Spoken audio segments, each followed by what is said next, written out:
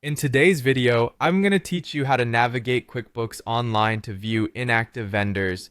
Whether you're managing finances for a small business or overseeing a larger operation, keeping track of all vendors, even inactive ones, can be crucial for a comprehensive understanding of your expenses and financial history. Let's dive into the details step by step. First, you'll want to open Chrome or your preferred web browser and type in quickbooks.intuit.com.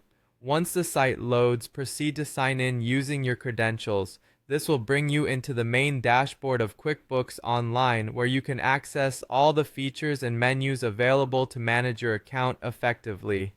Next, direct your attention to the left sidebar of your screen. Here you'll see several options. You'll want to click on the one labeled Expenses. This section is designed to help you monitor and manage all financial outflows associated with your business, providing you with an organized overview of where your money is going. Once you're in the Expenses area, you will notice several tabs at the top. The one we're interested in today is the Vendors tab.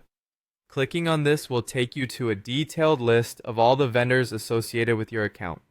Now, sometimes your history with vendors may not be as straightforward as you think. You might need to see not just the vendors you currently work with, but also those you have dealt with in the past and have since marked as inactive. To do this, you'll need to adjust some settings on the list. Look to the top right corner and find the gear icon, which serves as a key to customizing what details are visible on the list. Upon clicking the gear icon, you'll be presented with a range of options. Among these, find the filter option labeled Include Inactive or Show Inactive Vendors.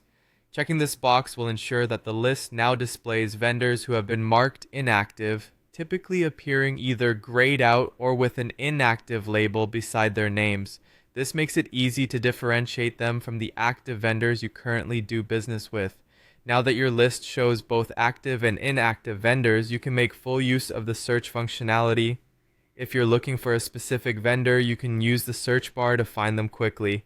Alternatively, you can scroll through the curated list to get a sense of your past vendor relationships.